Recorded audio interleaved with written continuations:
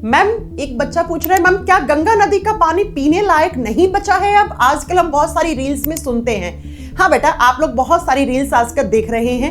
गंगा नदी का जो पानी है उसके अंदर अभी हाल फिलहाल में टेस्ट किया गया और उसमें पता लगा कि उसमें एक फीकल बैक्टीरिया, ये फीकल बैक्टीरिया पहले से ही है, आज से नहीं है। ये वही फीकल इकोलाई बैक्टीरियाज हैं जो हमारे इंटेस्टाइन में और हमारे मल मूत्र में पाए जाते हैं। सीपीसी की रिपोर्ट के आधार पर किसी भी नदी के पानी में ये जो फीकल बैक्टीरियाज होते हैं, इनकी संख्या 500 से लेकर 2500 एमपीएन के बीच में होनी चाहिए। अगर 500 से 2500 एमपीएन है तो वो पानी नहाने लायक है, पीने लायक वो अभी भी नहीं है। लेकिन अभी गंगा गया घाट पर जब गंगा के पानी का जब टेस्टिंग की गई तो वहां पर देखा जाता है कि ये बैक्टीरियाज की जो संख्या है वो 1,60,000 एमपीएन से भी ज्यादा है।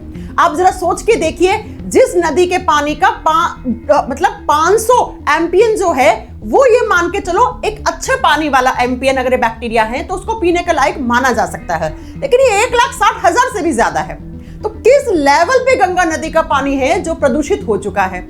अब ये बैक्टीरियाज आते कहां से हैं, आपने सोचा है? बेटा, ये वही बैक्टीरियाज हैं जो अब बहुत सारे लोग क्या करते हैं, गंगा नदी के अंदर इतना सारा कूड़ा कचरा डाल देते हैं। घरों से निकला हुआ वेस्ट जो डस्टबिन में जाना चाहिए उस वेस्ट को गंगा नदी में थ्रो कर देते हैं। कुछ लोग होते हैं गंगा नदी के किनारे में बैठ के कपड़े धो रहे होते हैं तो उसके अंदर गंदगी जा रही होती है। तो जब इतने सारे गंदगी कूड़ा कचरा गंगा नदी के अंदर हम लोग डालेंगे तो जब कूड़ा कचरा ये गंदगी सड़ गल जाती है तो उससे माइक्रो ऑर्गेनिजम्स पैदा होते हैं, बैक्टीरियाज पैदा होते हैं।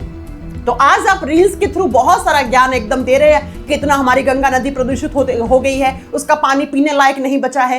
तो बेटा, इसके पीछे रिस्पॉन्सिबल कौन है? हम लोग ही गंगा नदी के पानी को प्रदूषित कर रहे हैं और बाद में हम ही लोग कहते हैं कि इसमें तो बहुत टॉक्सिक बैक्टीरियाज हैं, इसका पानी पीने लायक नहीं है। तो इन सब से हटकर हमें इस चीज पे ध्यान देना चाहिए कि हमें ये जागरूकता फैलानी चाहिए कि भाई गंगा नदी जो है वो एक नदी है और उसके पानी को इस तरीके से कूड़ा कचरा डाल के या उस घाट पे बैठ के कपड़े धोना, इन सब से तो फिर बैक्टीरियाज ही पनपेंगे ना बेटा। तो हम सब जब तक जागरूक नहीं होंगे तो ये अमाउंट जो है बैक्टीरियाज का, ये तो हर साल बढ़ता जाएगा।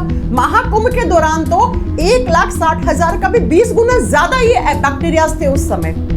तो एक नदी को इस तरीके से प्रदूषित करना ठीक नहीं है।